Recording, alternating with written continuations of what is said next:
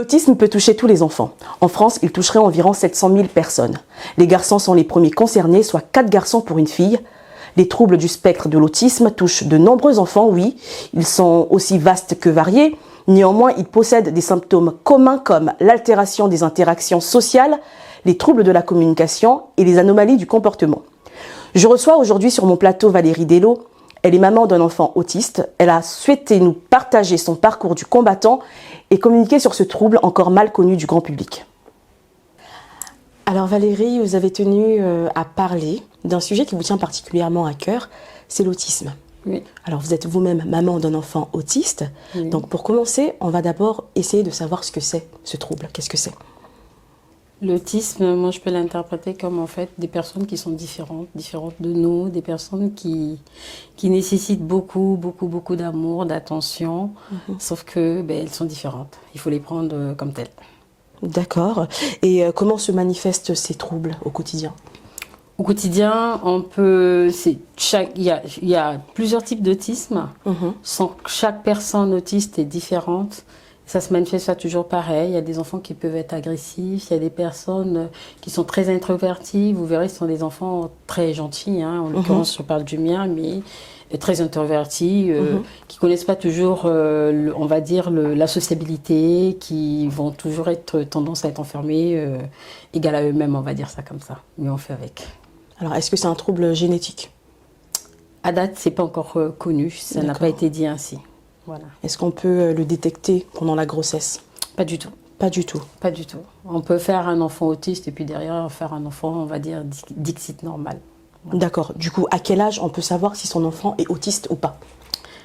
Moi, en l'occurrence, en parlant de mon expérience, je ne le savais pas. Oui. C'est parce que mon enfant allait chez une assistante maternelle, elle qui avait l'habitude des enfants, en voyant le développement, en comparant certainement le développement des autres enfants, et a dû se rendre compte que il y avait une difficulté, et c'est comme ça que les alertes ont été faites. Et à l'âge de 18 mois, c'est vrai que moi-même, quand on a commencé à me le dire, j'ai mis en doute en fait tout ce qu'on me disait parce que je ne savais pas, je n'avais aucun élément de comparaison. Donc je me disais que ça allait s'arranger. Donc j'ai mis du temps même à aller voir le médecin quand on me le demandait. Il faut aller voir le médecin par rapport à l'enfant, il a des sujets. J'ai dit non, je n'irai pas. Vous refusez de l'accepter. Exactement. Au début, enfin, je ne suis même pas allée voir le médecin pour qu'on puisse détecter à l'âge de 18 mois. C'est longtemps, avec une insistance du pédiatre qui le suivait, que j'ai commencé à aller voir un médecin. Voilà. Donc ça veut dire que vous, dans votre quotidien avec votre fils... Je ne le voyais pas parce que je n'avais pas forcément de comparaison. C'est mon premier fils, donc je ne pouvais pas savoir qu'il avait une difficulté parce que pour moi, en fait, il a marché tard, certes, mais ce n'était pas une difficulté en réalité. Parce qu'il a commencé à parler et après, c'est vrai que ça s'est arrêté, mais je n'ai pas tout de suite vu le souci. D'accord. Voilà. Et le diagnostic se fait quand même relativement tard en France, alors que dans certains pays, en l'occurrence les pays anglophones, ça se fait beaucoup plus tôt. En France, jusqu'à 4-5 ans, il y a une suspicion. C'est pas encore détecté comme autisme parce qu'ils ont toujours espoir que ça change. Voilà. D'accord. Et vous avez fini d'accepter ce trouble ? Oui, j'ai fini par accepter ce trouble avec vraiment beaucoup d'insistance. À Bordeaux, on était. Ils ont fait quelque chose de particulier. Ils m'ont fait appeler finalement par un pédopsychiatre noir. Peut-être qu'ils pensaient que je ne comprenais pas, mais je comprenais parfaitement ce qu'on me disait, mais je ne voulais pas du tout l'accepter. Et on va dire dans le circuit de prise en charge, j'avais une pédopsie camerounaise noire qui m'a appelée, qui m'a dit il faut venir et tout. Je pense que pour qu'elle puisse me convaincre d'aller quand même faire suivre l'enfant. C'est ce que j'ai fait. Et au bout de quelques mois, j'emmenais à plusieurs activités. J'ai commencé un tout petit peu à chercher ce qui se passait. En l'occurrence, Internet commençait déjà à être actif. Donc, j'ai cherché beaucoup sur Internet par rapport à ce qu'on disait, oui, qu'il avait des comportements atypiques. Oui, effectivement, il tournait sur lui tout seul. Il pouvait faire des jeux.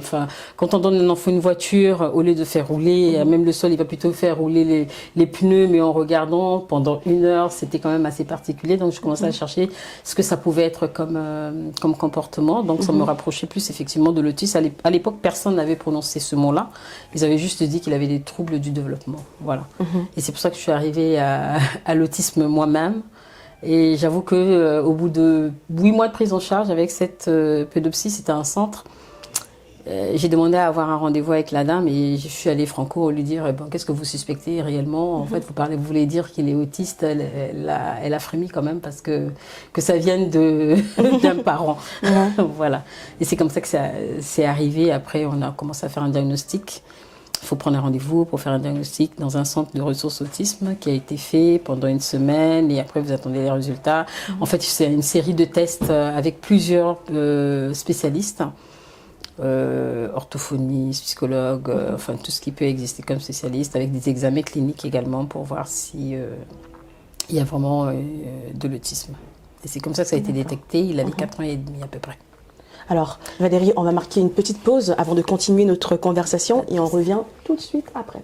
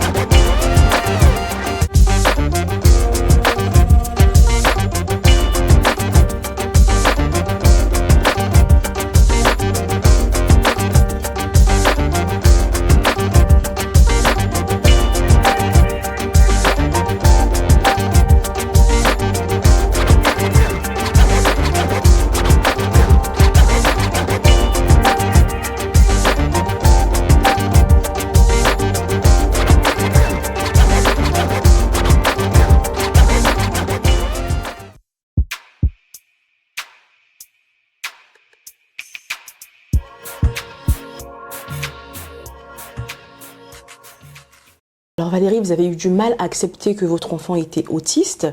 Quand vous avez appris cette nouvelle, qu'est-ce que vous avez ressenti? Au début, c'était un échec personnel, hein, parce que j'avoue que bon, tout allait un peu, on va dire parfaitement dans le cours de mon existence. Ça a été au début vraiment pris comme un échec, un repli sur moi-même, mais ça a duré quelques mois. Le temps que je me dise maintenant, on va faire avec, on va avancer, on va vivre avec, et bien on va faire ce qu'il faut pour qu'il puisse réussir, qu'on puisse réussir en fait cette vie-là, voilà. D'accord. Ça a été, c'est vrai que ça a eu quelques mois des passages à vide en train de réfléchir, ben, qu'est-ce qu'il va devenir, c'est surtout sur son avenir. Et moi, je travaillais, j'ai jamais arrêté de travailler, donc il y avait plusieurs réflexions qui se sont mises. Heureusement, j'ai eu ma famille qui m'a parfaitement entourée sans aucune difficulté. Donc, je me suis dit, maintenant, je prends les choses en main et puis on avance. Voilà. Alors, et depuis, on a avancé. D'accord. Voilà. Mais ça ne doit pas être facile au quotidien. Ah, pas du tout. Quel est le quotidien d'une maman? C'est tout programmé, tout organisé. On ne peut pas, en fait, être surpris, être prise de court sur certains sujets, parce que malheureusement, il a besoin en permanence d'une assistance qui est quelqu'un. Donc, je peux pas, aujourd'hui, on ne peut pas me dire, bon, Valérie, viens, on va sortir ce soir, parce que voilà, il faut que j'organise tout ça. Donc, on est obligé de me prévenir d'avance. Voilà. Et je suis obligée de m'organiser aussi par rapport à mon travail. J'ai toujours travaillé, malheureusement, c'est ma béquille. Hein. Je ne peux pas arrêter de travailler parce que qu'est-ce qu'on va faire tous les deux à la maison. Voilà. Et du coup, comment vous vous organisez? Comment? Quand vous travaillez, vous le laissez avec qui? Avec une assistante. Heureusement, j'ai toujours eu des personnes qui m'ont accompagnée dans ça. Voilà, il y a des assistantes de vie qui m'accompagnent. D'accord. Et quel regard vous portez sur votre enfant? Est-ce que Pour moi, c'est un enfant comme un autre. Après, ce sont les autres qui portent un regard. Mais la seule chose qui m'inquiète, c'est l'avenir si moi, je ne suis pas là. Sinon, à part ça, on a toujours fait des choses ensemble, voyager et autre chose. Voilà. Et donc, pour vous, la chose la plus difficile, c'est peut-être le regard des autres sur votre enfant? Oui, oui, oui. Plus le regard des autres, parce qu'il y a des gens, il y a deux types de regards. Il y a des gens qui regardent parce qu'ils ne savent pas, et il y a des gens qui regardent parfois parce qu'ils pensent que c'est un caprice. Donc malheureusement, il faut savoir jongler entre les deux. Voilà. Donc il peut arriver que je réponde de façon dure parce que bon, on sent que quand on ne sait pas, je préfère qu'on me demande. Et puis d'emblée, moi quand j'arrive quelque part, je dis tout de suite, ben, il est autiste. Comme ça règle le problème des questions que certaines personnes peuvent poser. Voilà. Et par rapport à ça, par rapport au regard des autres, il me semble que vous avez aussi vécu au Congo à un moment donné avec votre enfant. Comment il a été accueilli là-bas? Très bien par ma famille. Très bien par ma famille, parce qu'ils le connaissaient déjà, donc il n'y avait pas de souci. On est en Afrique où le surnaturel prédomine ou domine, comme rien n'est naturel. Déjà moi-même j'étais stigmatisée sorcière, donc... à cause de quoi? À cause d'un enfant qui était autiste. Et puis moi, j'étais allée travailler au Congo. Je travaillais, voilà, avec. Donc personne ne comprenait. J'ai même eu une remarque une fois à l'aéroport. On est en train de revenir en vacances. Ah oui, mais pourquoi il paye un billet? Elle paye un billet à cet enfant-là. En gros, lui, il n'avait pas le droit de prendre l'avion. J'ai répondu à la dame, mais il est né en France, cet enfant, en fait. Hein. Donc il a quand même pris l'avion pour revenir ici, hein, un peu. Voilà. Parfois, je prenais en rigolant, mais parfois, j'étais pas du tout... voilà, je comprenais pas qu'il y ait des mamans, en plus, qui aient ce genre de réaction. Malheureusement, au Congo, où je croyais que ça allait être peut-être beaucoup plus facile pour moi, ça l'a été dans le sens où il avait plus d'espace, il y avait moins de stress, mais malheureusement, l'environnement, ne connaissant pas du tout l'autisme, c'est beaucoup plus compliqué de vivre avec un enfant en difficulté. Il n'y a pas de prise en charge en l'occurrence. Moi encore, je pouvais mettre en place des choses qui étaient, j'ai appelé ça du bricolage, hein, parce que j'ai mis en place une prise en charge par un psychiatre, un psychologue plutôt, formé au Cameroun, qui connaissait un peu l'autisme, qui venait chez moi, que je prenais en charge, mais les autres parents, j'imagine que c'est la croix et la bannière quand même pour que ces enfants-là soient pris en charge. En outre, la stigmatisation qu'ils peuvent vivre au quotidien. J'ai un collègue, un ancien collègue en l'occurrence, qui par hasard, hein, en fait, qui me racontait un peu les difficultés de son fils. Et j'ai vu qu'il y avait des similarités en fait avec mon fils par rapport à l'autisme certainement, mais il n'avait aucune prise en charge, mais c'était compliqué. Il ne sort pas cet enfant de la maison, par exemple, parce qu'il a peur de la stigmatisation. Donc, pas de prise en charge au Congo. Vous avez dû, du coup, revenir en France. Absolument, au bout de 7 ans, pour qu'il soit pris en charge en France. Il y a une prise en charge en France financière, certes, mais les structures, elles ne sont pas aussi nombreuses que ça. C'est tout un combat. Ah oui, il n'y a pas de structure. Talian, il s'appelle Talian. Hein. Il a une structure que depuis, officielle, on va dire, hein, Dixit officielle, que depuis l'année dernière. Et jusque-là, il était pris en charge dans une association, en fait, qui existe depuis un peu plus de 20 ans. Ce sont des parents qui, par dépit, ont dû créer cette association pour la prise en charge de leur enfant. Et là, il est pris en charge dans une structure depuis l'année dernière à côté de chez nous. Sinon, la solution en France, parfois, ils envoient des enfants en Belgique, ce qui crée quand même de l'éloignement avec les parents. Et moi, c'est pas une solution qui me convient à date de toutes les façons. Donc, elle m'était pas aussi proposée dans tous les cas. Parce que j'avais déjà refusé d'emblée que je sois loin de mon fils. Voilà. D'accord. Et cette prise en charge-là par les associations, elle se passe comment ?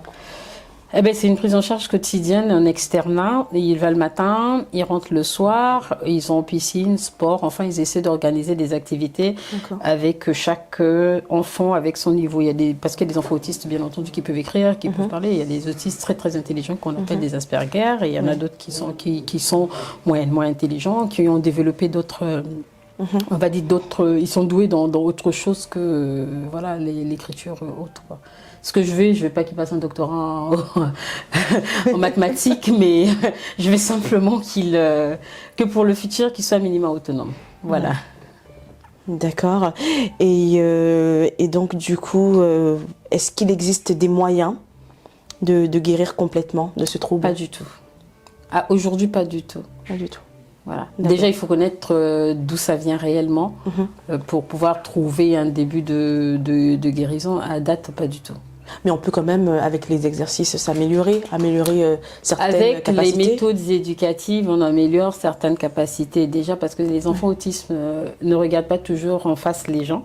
Et donc, de ce fait, c'est un travail qui est fait avec ces enfants-là pour qu'ils puissent regarder, se concentrer. C'est de la répétition en fait. Des méthodes qui s'appellent ABA qui consistent à répéter absolument chaque action jusqu'à ce qu'il ait intégré l'action et puis on rajoute une autre action, on fait un ensemble d'actions pour qu'il puisse comprendre ce qu'il est en train de faire. Ça reste du boulot, mais le seul avantage c'est qu'ils peuvent évoluer à tout âge. D'accord. Voilà, ce que Talian ne faisait pas il y a quelques années, aujourd'hui il peut le faire. Donc il y a des évolutions même si c'est pas celle qu'on attend à son âge. Voilà. D'accord. Ok, très bien. Alors Valérie, vous avez créé l'association pour l'inclusion des enfants et adultes atteints du trouble du spectre de l'autisme, en sigle AIEA-TSA. Oui, exactement. Pourquoi vous avez créé cette association ? J'ai créé cette association, j'ai eu l'idée pendant que j'étais en Afrique, au Congo en l'occurrence, parce que je me suis dit qu'il fallait divulguer, communiquer, dire aux gens que c'est pas forcément une fatalité et qu'on peut vivre avec des personnes autistes ou des enfants autistes et on peut surtout les aimer, pas toujours les cacher, essayer de faire comprendre à la population qui a au Congo, enfin dans mon idée à moi, que c'est une maladie, c'est pas des sorciers, en l'occurrence, puisqu'on pense toujours à la sorcellerie. Non, non, ce ne sont pas des enfants sorciers, ce sont des enfants comme tout le monde, qu'il faut juste les aimer. Et en France, en l'occurrence, mon action se porterait plus sur la communication, l'aide aux personnes qui ne peuvent pas, comme tout le monde, se débrouiller un peu administrativement, parce que l'administratif est lourd. Et en plus, il faut aller chercher l'information, parce que l'information ne vient pas toujours à vous. Il y a des choses qui évoluent, il y a des choses qui avancent. Mais si vous n'êtes pas derrière, vous ne le saurez pas. Et je sais que pour avoir fait tous les dossiers sur...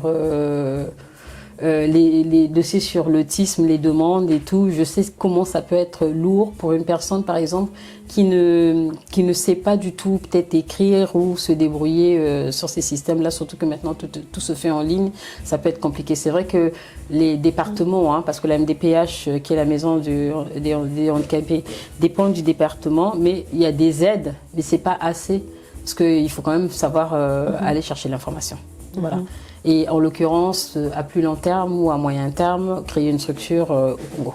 D'accord, créer une structure au Congo, votre pays d'origine. Tout à fait. Et ça vous tient vraiment à cœur Absolument. de porter cette cause là-bas?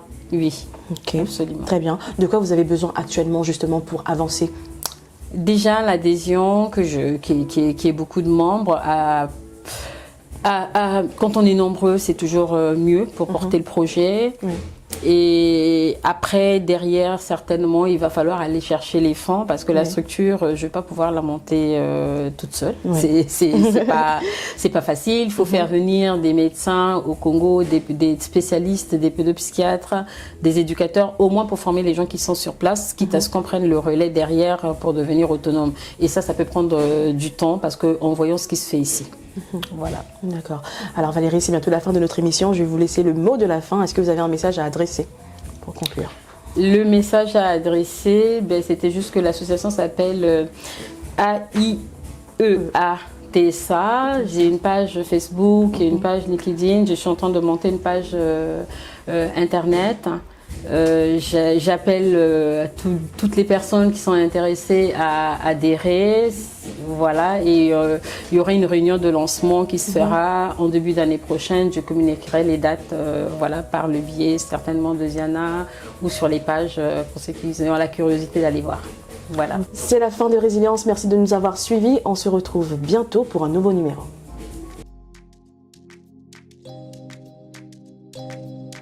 Zappy's greatest production.